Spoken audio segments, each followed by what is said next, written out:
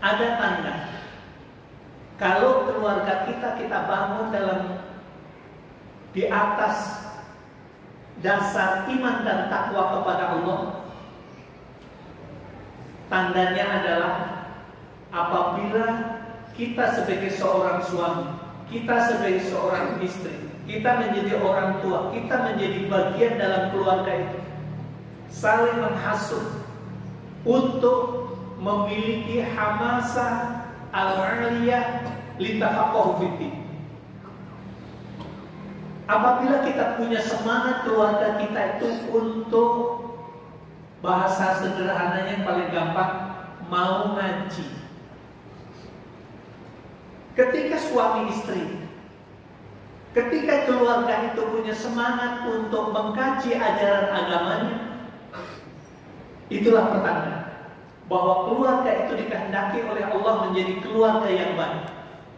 Kami tahu ya Allah, yang hari usia kami kian berkurang dikikis oleh masa, sementara dosa kami kian hari kian bertambah bagaikan pasir di gurun yang kami tidak mampu lagi menghitung ya Allah. Oleh karena itu ya Allah, ampunkan dosa kami ya Allah, ampunkan kemaksiatan yang pernah kami lakukan ya Allah, ampunkan kemungkaran yang pernah kami lakukan ya Allah. Gantikanlah dalam perjalanan hidup dan kehidupan kami dengan amalan-amalan yang soleh ya Allah.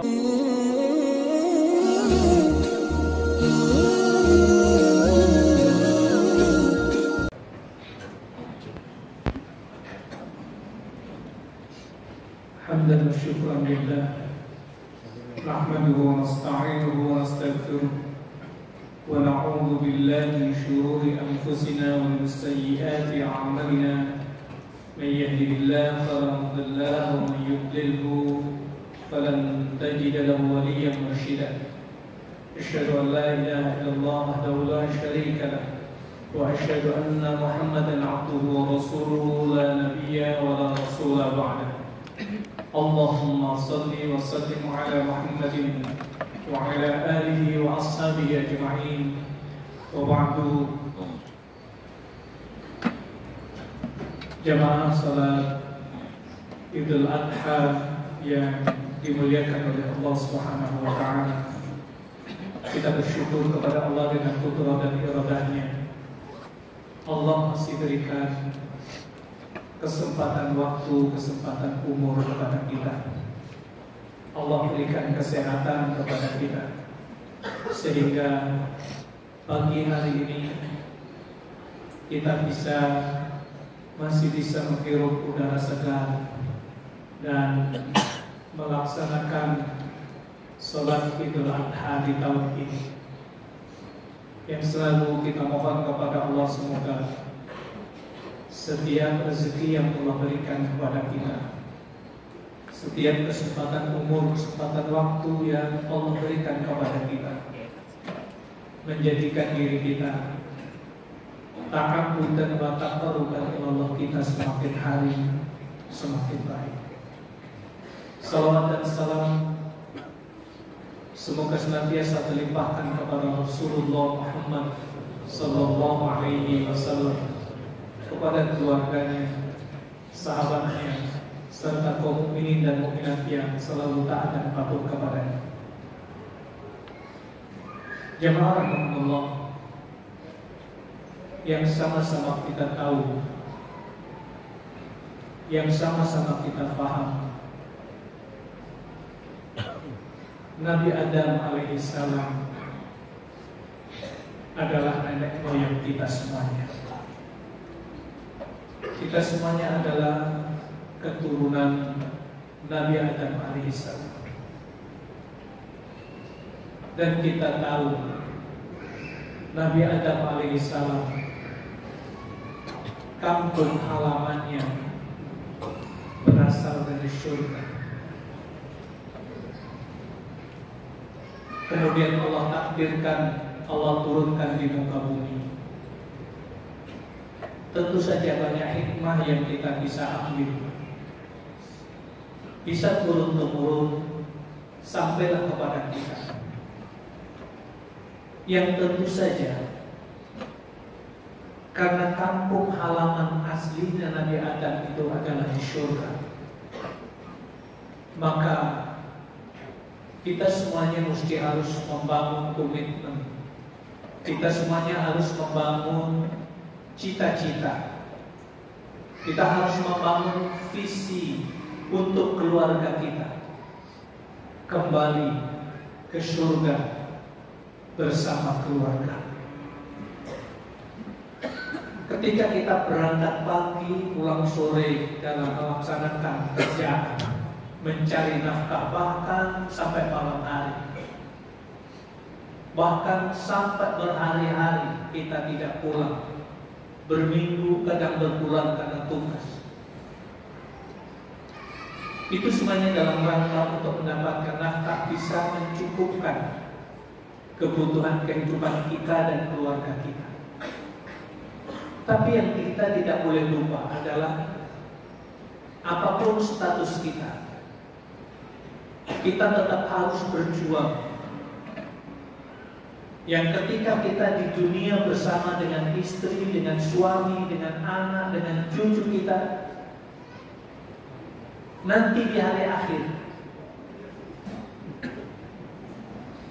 semangat yang harus kita bangun adalah berkumpul kembali, bertemu kembali bersama keluarga kita di surganya Allah Subhanahu wa Ta'ala di Jannatul Na'im. Karena Allah memberitahu kepada kita, bolehlah kalau kita ditanya apa ukuran orang itu disebut sukses. Masing-masing kita punya pikiran, punya jawaban yang tentu saja jawabannya akan satu dengan yang lain berbeda. Yang satu mengatakan ketika orang itu punya usaha, usahanya berkembang, kemudian punya jaringan, bahkan jaringan usahanya itu sampai di seluruh dunia. Kemudian orang itu menjadi kaya raya, rumah megah, mobil mewah. Apa yang dibutuhkan ada, maka kita sebut orang itu adalah orang sukses. Ketika seseorang memiliki karir, jabatannya, menempati jabatan yang strategis, kemudian masih terus berkembang, maka kita akan menyebut orang itu adalah orang yang sukses. Jamaah rahmatullah, ternyata kita dikasih tahu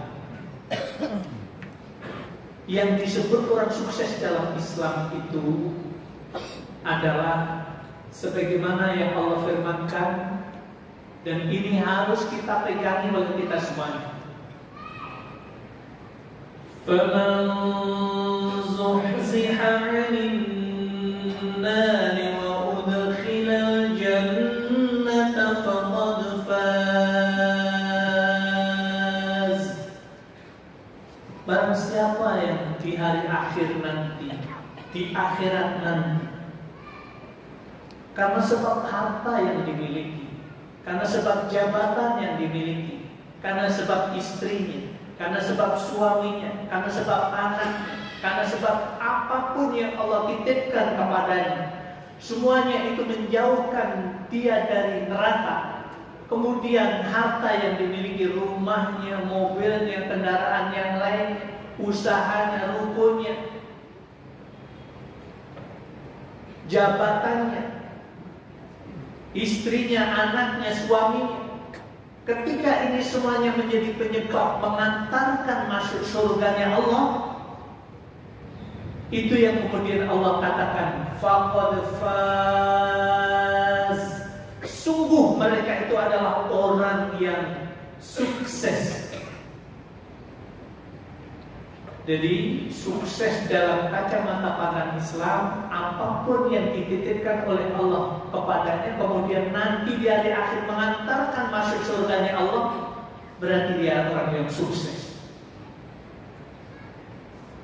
Walaupun di dunia disebut dia kaya-kaya, dia adalah orang yang sukses.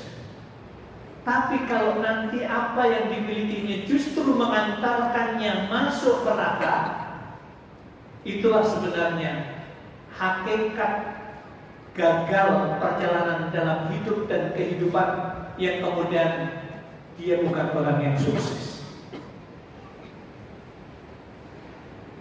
Maka oleh karena itu kita mesti harus fokus membangun keluarga kita. Capeknya kita dalam usaha, capeknya kita dalam mencari nafkah, pastikan semuanya itu, lelah kita itu menjadi bentuk ta'abudan lillah, bentuk ibadah kita kepada Allah Subhanahu wa ta'ala. Apa yang harus kita lakukan? Yang pertama, pastikan keluarga kita bangun di atas dasar iman billah wa taqwa. Kita bangun atas dasar iman dan takwa kepada Allah Subhanahu wa ta'ala. Ada tanda kalau keluarga kita bangun di atas dasar iman dan takwa kepada Allah. Tandanya adalah apabila kita sebagai seorang suami, kita sebagai seorang istri, kita menjadi orang tua, kita menjadi bagian dalam keluarga itu, saling menghasut untuk memiliki hamasah al-aliyah litafaqahu fiddin. Apabila kita punya semangat keluarga kita itu untuk, bahasa sederhananya yang paling gampang, mau ngaji. Ketika suami istri, ketika keluarga itu punya semangat untuk mengkaji ajaran agamanya, itulah pertanda bahwa keluarga itu dikehendaki oleh Allah menjadi keluarga yang baik, keluarga yang Allah akan satukan nanti di hari akhir. Maka perjuangan yang harus kita lakukan adalah berusaha meluangkan waktu, bukan menunggu waktu luang untuk ngaji. Meluangkan waktu untuk hadir di tempat kajian.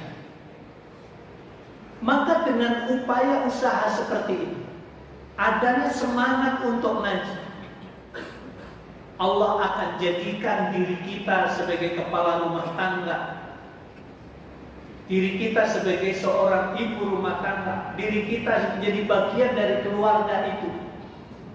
Yang pertama, sahihul aqidah, akidah keluarga kita, keyakinan keluarga kita akan menjadi benar. Kita mencoba mengikuti dialog di TV One akhir-akhir ini. Kita bisa melihat mana orang yang akademisi yang tidak jelas akidahnya, mana yang akademisi yang memang benar akidahnya. Begitu kita simak dialog itu, yang satu mengatakan urusan orang itu sesat atau tidak itu urusan Allah, karena nanti urusan sesat nanti dia masuk neraka, yang mana masukkan neraka juga Allah. Jadi kita tidak punya hak untuk menilai orang itu sesat atau tidak. Ini adalah bentuk ungkapan-ungkapan yang menunjukkan bahwa siapapun saja yang penting beriman kepada Allah, dia tidak sesat. Sehingga perilaku yang menyalahi yang kemudian dalam Al-Quran disebut sesat, kita tidak boleh menyebut sesat. Ini yang kemudian adalah kita lihat, ini orang akidahnya pasti tidak benar. Kenapa? Dia tidak duduk di atas ilmu yang benar, sehingga kalau ngomong pasti kemudian ngaco. Masalah akidah nggak jelas, masalah ibadah nggak jelas. Ketika ditanya dalil, muter-muter terus. Akhirnya apa? akallah yang bicara. Kemudian kita sering menyebut orang itu adalah orang Mu'tazilah. Dalam bahasa kita sering menyebut orang itu adalah liberal. Dia beragama dengan cara berpikir bebas berdasarkan akal-akalannya saja. Ini yang menunjukkan bahwa sahihul aqidah, benarnya keyakinan, benarnya akidah kita itu akan tumbuh apabila didasari dengan ilmu. Ilmu kita dapat apabila kita ngaji. Yang kedua, sahihul ibadah, ibadah kita akan benar, ibadah kita akan menjadi sahih apabila didasari dengan ilmu. Bukankah kita selama ini sering beda pendapat, sering tidak akur satu dengan yang lain? Karena ilmunya yang satu dapat, yang satunya nggak dapat. Ketika ada satu saat ada orang yang imamin sholat, ghairil maghdubi 'alaihim waladdallin.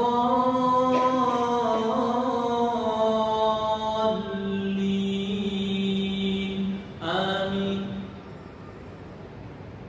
Bismillahirrahmanirrahim. Wadduhi wal-laili idza saja ma wadda'aka rabbuka wa ma qali wal akhiratu khairul laka minal ula. Begitu mendengar ayat seperti itu, selesai sholat ribut. Kenapa? Karena ilmunya belum didapat oleh jamaah, imamnya membaca bacaan yang pada umumnya jamaahnya belum mendapatkan ilmu tentang itu. Ujungnya semua jamaah komentarnya, ya imamnya sih bagus, tapi nampaknya ini terpapar radikal karena bacaannya beda sama ini, kelompok keras kan. Akhirnya apa? Menilai orang, menyalahkan orang berdasarkan ilmu yang dimilikinya, sementara ilmu yang didengar, sesuatu yang didengar itu belum ada ilmu pada diri. Ini yang kemudian sering jadi problem. Berprasangka tidak baik dengan seseorang karena standar ilmunya yang belum ada. Makanya ketika kita wadduha wal-laili idza saja ma wadda'aka rabbuka wa ma qala wal akhiratu khairul laka minal ula. Nabi Muhammad pernah mengajarkan kepada sahabat Umar, sahabat Utsman, sahabat Ali, sahabat-sahabat yang lain. Kemudian begitu kita membaca, mendengar bacaan wadduhi wal-laili idza saja ma wadda'aka rabbuka wa ma qali, Rasulullah diajari oleh malaikat Jibril di lain kesempatan, di lain waktu. Kemudian Rasulullah mengajarkan kepada sahabat Hisham bin Hakim. Wah, akhirnya kita nangkep ketika ngaji, oh ternyata yang ini benar, yang ini juga benar. Ketika ilmu itu sampai kepada kita, maka kita cara memandang sesuatu yang berbeda. Kita tidak mudah untuk terprovokasi, tidak mudah untuk menyalahkan yang lain. Maka disinilah kemudian urgensinya, pentingnya mengajak keluarga kita untuk ngaji agar ada ilmu yang kemudian menjadi standar di dalam menjalani hidup dan kehidupan. Kemudian kata Rasulullah SAW, ketika keluarga itu dikehendaki oleh Allah menjadi keluarga yang baik, yang nanti Allah akan masukkan ke surga, cirinya adalah warazaqahumullahu rizqa fi ma'isyatihi. Allah berikan rezeki kepada keluarga itu, bentuknya adalah arifah, hati yang bening, hati yang lembut. Hati yang bening dan hati yang lembut itu akan nampak pada diri seseorang, terutama saat marah.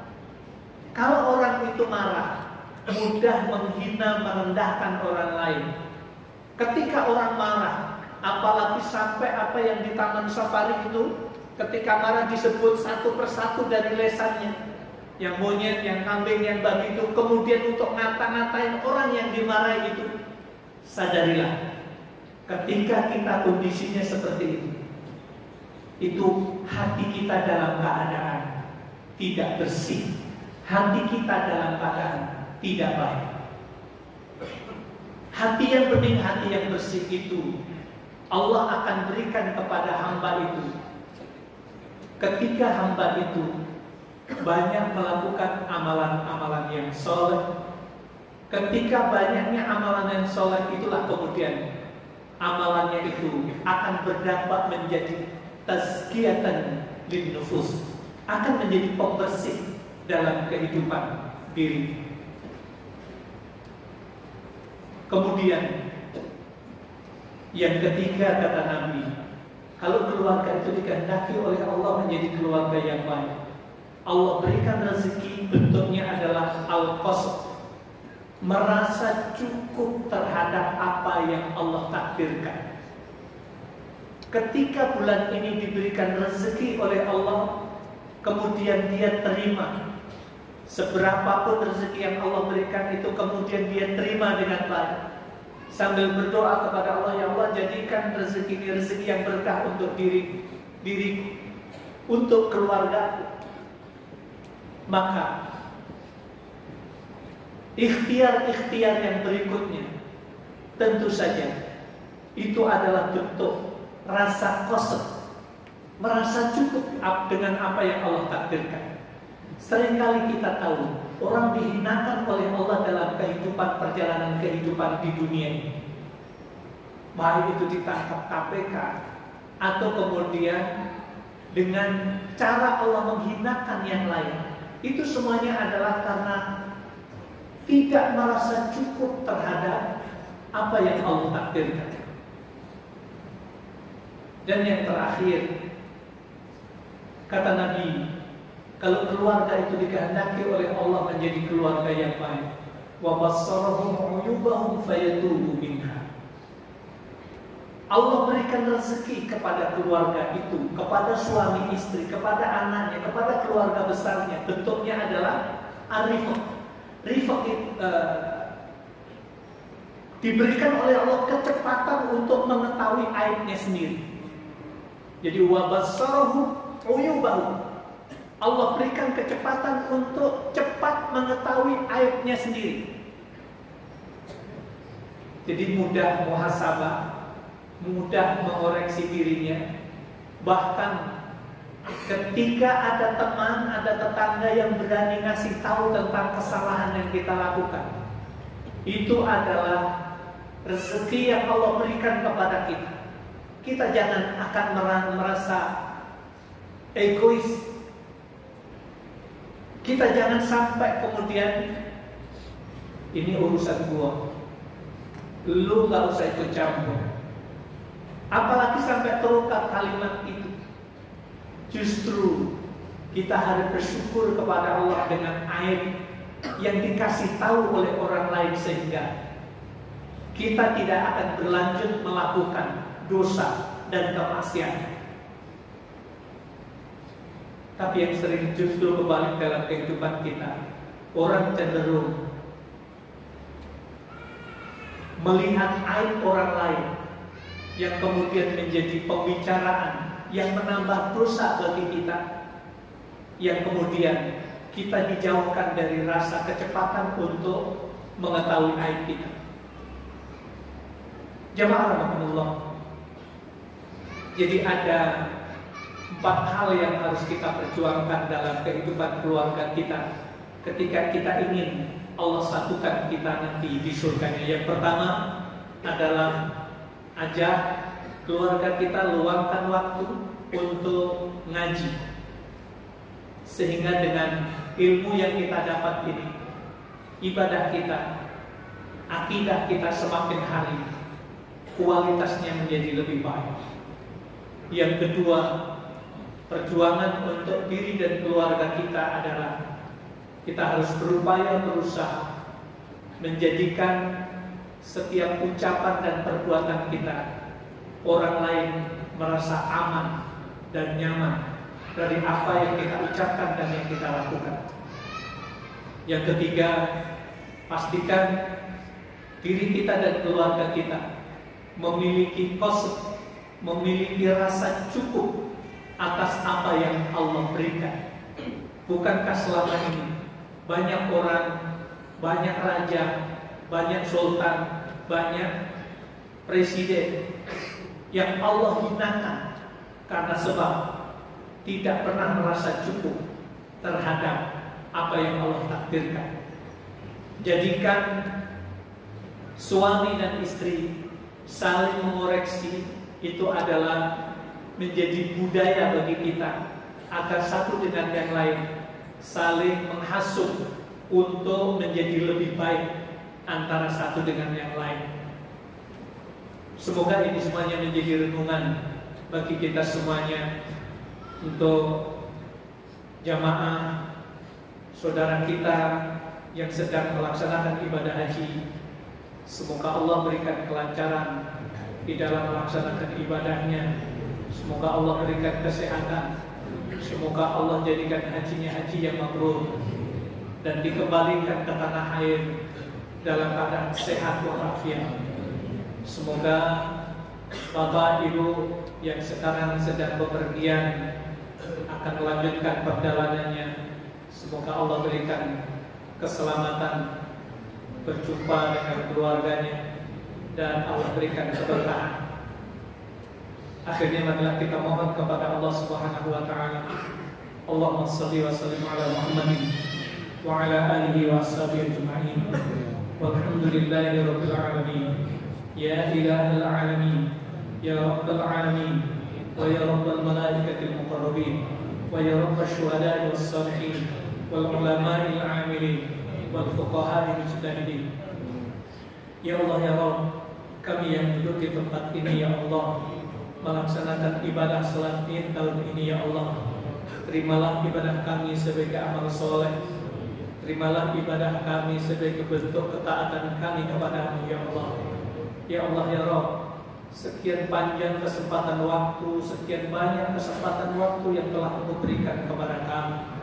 Kami tahu ya Allah, yang hari usia kami yang berkurang dikikis oleh masa, sementara dosa kami kian hari kian bertambah bagaikan pasir di gurun yang kami tidak mampu lagi menghitung ya Allah. Oleh karena itu ya Allah, ampunkan dosa kami ya Allah, ampunkan kemaksiatan yang pernah kami lakukan ya Allah, ampunkan kemungkaran yang pernah kami lakukan ya Allah. Gantikanlah dalam perjalanan hidup dan kehidupan kami dengan amalan-amalan yang soleh ya Allah. Jadikanlah sisa umur kami mampu mengisi dengan perbuatan-perbuatan yang soleh ya Allah. Ya Allah ya Rabb, kami semuanya adalah anak dari ayah dan ibu kami. Kami semuanya dari kecil diurus dengan kasih sayang, dibesarkan, dididik dengan penuh kasih sayangnya. Akan tetapi ya Allah, kami sering mengecewakan ayah dan ibu kami. Kami sering bersikap berbuat yang tidak menyejukkan hati ayah dan ibu kami. Bahkan kami tahu ya Allah, orang tua kami berharap anak menjadi soleh, anaknya menjadi soleha, setiap hari memintakan ampun dan kasih sayang untuknya. Akan tetapi ya Allah, kami sering tidak mendoakan kepadamu ya Allah. Kami sering tidak memintakan ampun dan kasih sayang untuk ayah dan ibu kami. Oleh karena itu ya Allah, turunkan takdir-Mu pada kesempatan ini ya Allah. Jadikan aku ya Allah, jadikan kami ya Allah, generasi anak-anak yang senantiasa tidak absen memintakan ampun dan kasih sayang untuk ayah dan ibu kami. Jadikanlah kami semuanya anak yang menyejukkan hati ayah dan ibu kami. Ya Allah, jadikanlah harta yang kami miliki ya Allah mampu menghadirkan kebaikan untuk ayah dan ibu kami. Ya Rabb, ampunkan orang tua kami ya Allah. Ya Rabb, berikanlah kasih sayang untuknya ya Allah. Bagi kami yang orang tua kami yang sudah tiada ya Allah, lapangkan kuburnya ya Allah. Berikanlah cahaya maghfirah-Mu ya Allah. Berikanlah ampunan-Mu ya Allah. Berikanlah kasih sayang-Mu ya Allah. Tempatkan di tempat yang mulia ya Allah. Ya Allah ya Rabb, sampai hari ini kami sebagai seorang ayah, kami sebagai seorang kakak belum didik anak-anak kami untuk cinta kepada Quran, cinta kepada sunnah Rasul. Sementara kami tahu ya Allah, kami semuanya nanti akan Kau mintain pertanggungjawaban di hadapan tentang anak-anak kami ya Allah. Turun takdir-Mu ya Allah agar kami mampu mendidik anak-anak kami untuk cinta kepada Quran, cinta kepada sunnah Rasul. Ya Allah ya Rabb, jadikanlah ya Allah keluarga kami keluarga yang Kau berkahi ya Allah. Jadikanlah keluarga kami keluarga yang memberikan ketenangan dan ketentraman dalam kehidupan kami ya Allah. Rabbana hab lana min azwajina wa dhurriyyatina qurratan a'yun waj'alna lil muttaqina imama. Rabbana atina fid dunya hasanah wa fil akhirati hasanah wa qina adzabannar wa qina adzabannar walhamdulillahi rabbil alamin. Jemaah Allah,